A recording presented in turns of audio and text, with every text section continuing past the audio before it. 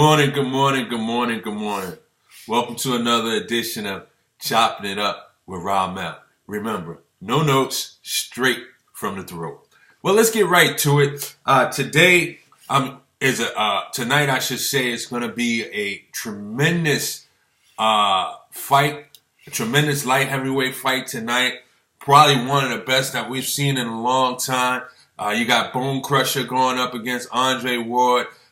Both undefeated. Andre Ward, who I'm rooting for, is more of the skillful, professional, just fundamentalist boxer of the two. But then you got Bone Crusher, who's got tremendous skills, but hits hard. It should be a good one. I'm rooting for Ward. I'm going with Ward, but I have a sneaky suspicion that Bone Crusher might get the Ward tonight. I don't know if Ward has ever been tested or hit hard from somebody like this guy here. So it should be something to look at, man. But for my boxing fans out there, I want to leave you with this. Because over the years in boxing, the cream of the boxing world has always been like that welterweight to middleweight division, or just simply the heavyweight division. And it seems like the light heavyweight division goes unnoticed quite a bit. You know, and I guess because in the heavyweight, it's the oohs and ahs with the knockouts. You know, whether it was the prettiness from Muhammad Ali to the knockout artistry of Mike Tyson. You know, you always look for that knockout. You know, when Larry Holmes fought Michael Spinks, it was kind of a snooze, although it was a good skillful fight, but you were looking for a knockout, you know. And with the welterweight to the middleweight, that's where your flash is, your speed. You know, that's always been like the number one. Those two has always been like the number one areas, or top two areas in boxing. But I bring this up to say, who is your all-time? I'm not saying who does the ranks say or what others say about their top 10 of all time. I'm saying, who is your all-time light heavyweight champion? I mean, inbox me, text me. I'd like to hear from you as we embark on a great fight tonight. For me, my all-time light heavyweight champion that I saw and did and reigned through it, it's got to be Michael Spinks. I mean, sometimes he gets overshadowed by the fact he lost to Mike Tyson and he won a controversial fight against Larry Holmes, both that occurred in the heavyweight division. But many fail to remember, he was probably the most dominating light heavyweight champion that I've seen of all time. You know, sure, somebody might say, as a Charles, I didn't see this guy. You know, I know he fought years ago. Someone might say Archie Moore. I know the name, but I didn't see him. You know, some might say Roy Jones of late. I think Roy Jones is a fraud. You know, I think he came up in boxing when boxing was not the boxing that I grew up on. You know what I mean? So, not to take nothing away from him, he did win, but for me, it's got to be that guy Michael Spinks, man. But your thoughts on that, just inbox me, you know, and we'll talk about it tomorrow after we get the final results of this upcoming fight tonight between Bone Crusher and Andre Ward. I want to move along to the NBA, to the association that is, and I'm going to focus on two teams and then get your thoughts on that as well. All right. First of all, Cleveland just cruises by. Cleveland cruises by Detroit last night to regain their top spot in the Eastern Conference. Atlanta, who was holding that spot, went on the road to face Charlotte Hornets. And what a game that was. A very exciting match. It was a lot of lead changes, very close contest. But at the end, Charlotte prevailed. I want to get back to Charlotte, though, but Charlotte prevailed. And right now, Charlotte is third in the division, although Toronto squeaked out a win in overtime on the road against Denver to claim the top 4 spot. But Charlotte squeaked out a win over Atlanta to march into the 3rd spot. I got a question for you guys, because Charlotte is a team that I want to talk about, and the other team is going to be out west. I want to talk about Charlotte. Charlotte is a team that has maybe one star on their team. They have maybe two guys at every position, but there's only one guy on that team that you probably gonna remember or speak of. They have a quality backcourt and Kemba Walker and Nicholas Batum. I mean, they could be a top 5 backcourt for this season. But the guy I want to focus on, man, that really makes this team go is Kemba Walker. My question to you guys is that how good is Kemba Walker in the eyes of many?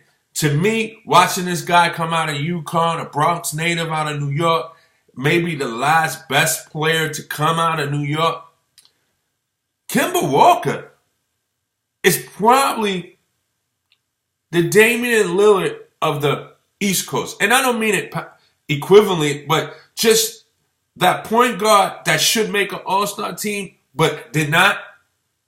I challenge you, because we're watching a star emerge in our eyes these last couple of seasons, and he's flying under the radar, maybe because they haven't won a first round of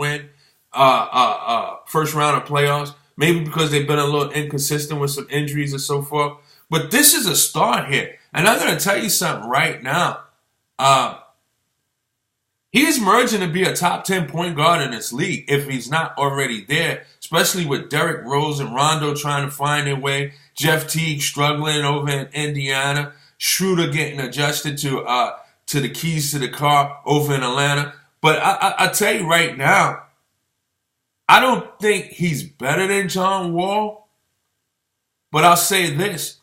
If I was picking an all-star roster today, he would be the third point guard behind Kyrie Irving and Isaiah Thomas, man. Kemba Walker is the real deal, guys. And this team is going to go as far as he goes. You know, if he plays 80 games, there's no doubt in my mind that this can easily be a top four seed. You know, but they always have their fair share of injuries, whether it was Jefferson years past, Kemba, Michael Gilchrist, the young phenom that has nice defensive prowess over there. I mean, this is a team that is actually well coached. The coach over there, his name, I can't think of it right now, but his name, but he gets the best of his players, kind of like Coach Bud down there in Atlanta in my backyard. Just gets the most out of his players. And I'll tell you what, this Charlotte team is very excited. The crowd is always behind them. The crowd is always in a frenzy. And I'll tell you what, man, what I do like down there is that the football players, especially Cam Newton, they come out and they support the team. It gives them energy. You know, we talked about in the past when the World Series was going on, how LeBron was going to the games. He talked with the team and this and that. Man, you know that motivates a team when you see players from other pro teams, such as the local teams in the area and other sports, come out, man. You know, because having Cam Newton courtside is big. I mean, I'm a Knicks fan. The Knicks have celebrities there, and I'm in uniform. And it's still an exciting time at the Garden. You know what I mean? So the thing is that it's good to see that. But this team is emerging, man. This team is growing and balling in front of our eyes. And it's because of this Kemba Walker guy, man. You know, he won a championship at UConn. He comes into the league, goes a little bit unnoticed under the radar. But I tell you what, the guy is a baller. He's an official baller. And again, right now, in the Eastern Conference, I have him third among point guards. Well, let me backtrack. There's Kyle Lowry, too. He's definitely in the top 4.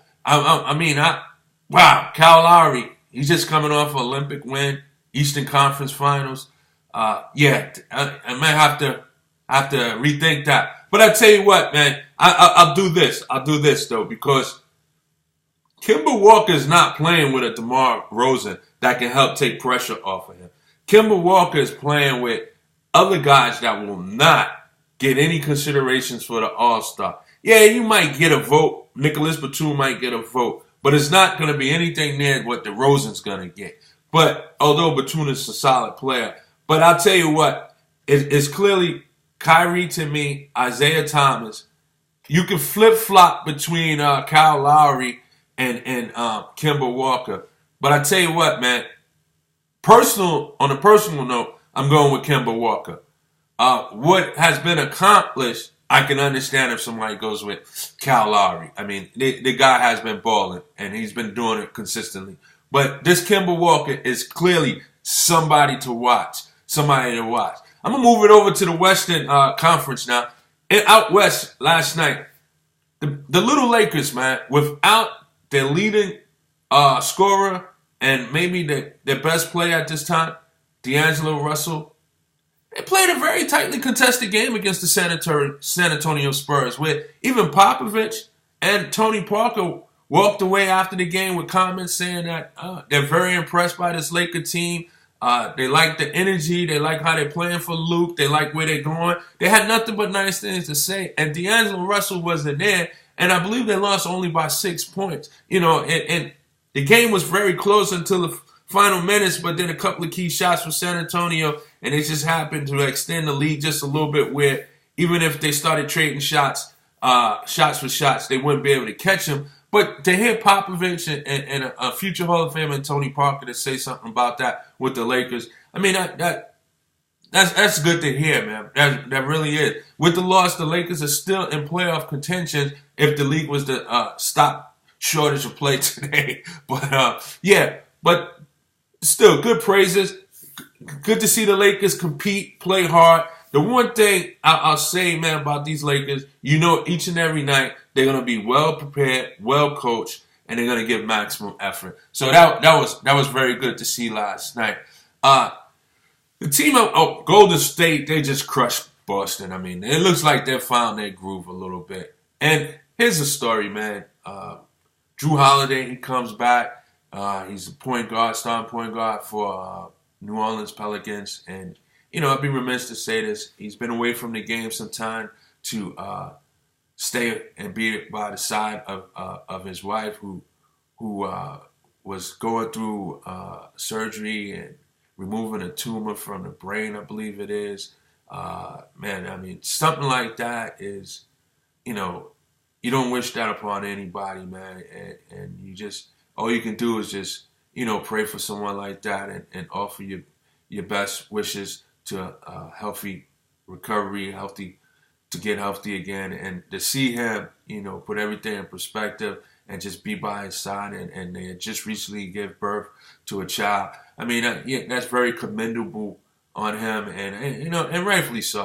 I'm not saying it like he's the only husband that would have done that, but you want to see that, man, and that's a good thing, man, and that's what love is about, man. So speedy recovery. Hope everything goes well for you and your wife, Drew Holiday. I know your mind probably was elsewhere. And then part of you probably felt a little relaxed to be on the court. But nevertheless, he comes on the court. He propels the team. They get an exciting win over the Portland Trail Blazers.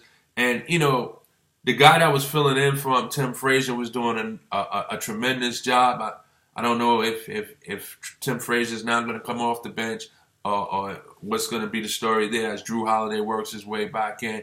But at the end of the day, he's back, propels him to a great win over the Portland Trail Blazers. And that's the team I want to talk about, because when the season started, there was two teams in the West I did not have in the playoffs this year, Portland and Houston.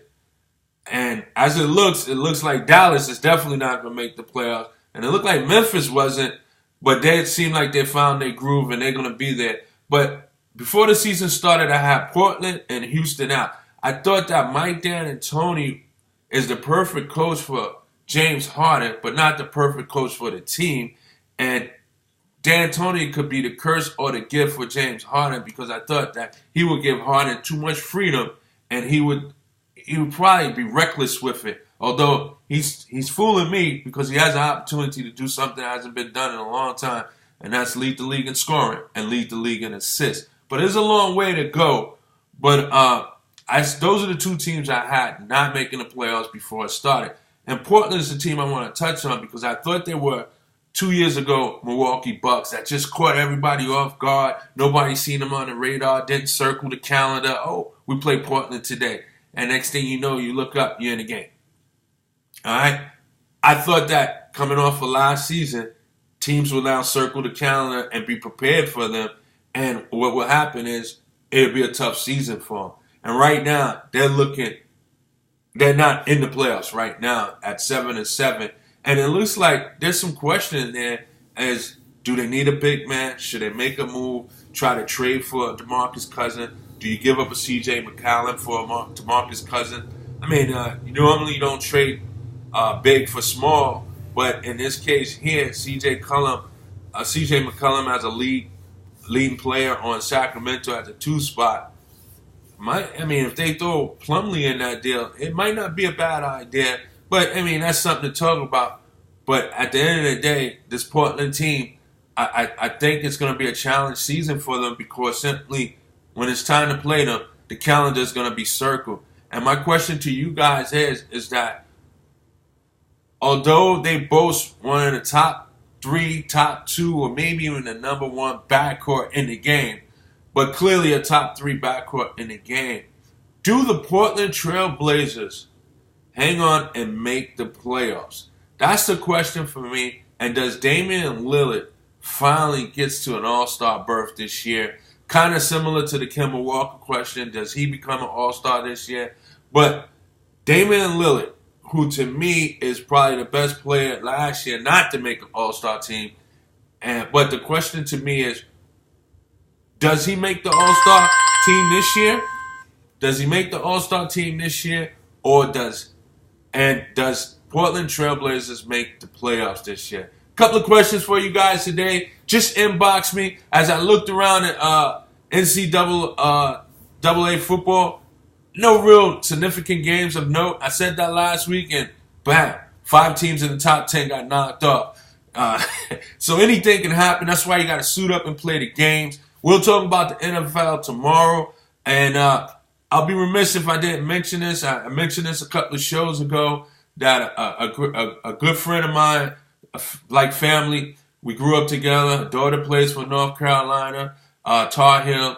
Her son plays Division II basketball out in North Carolina as well. But the other night, Thursday night, North Carolina ladies, they beat Alabama A&M by the score of 80-35. And Stephanie Watts puts up 28 points, 11 rebounds, 4 assists, and she also had 2 steals. 4 steals and 2 blocks.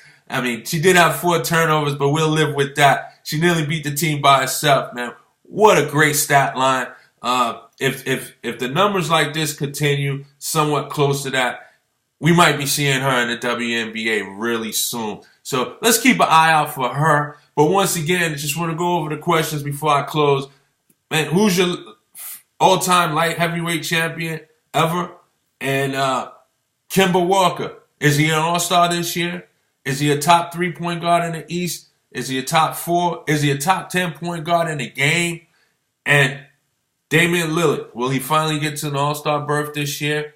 Because the resurgence of Chris Paul, he's looking really good. And is Portland a playoff team? Or will they fall out? Well, until then, guys, I'll see you in 24.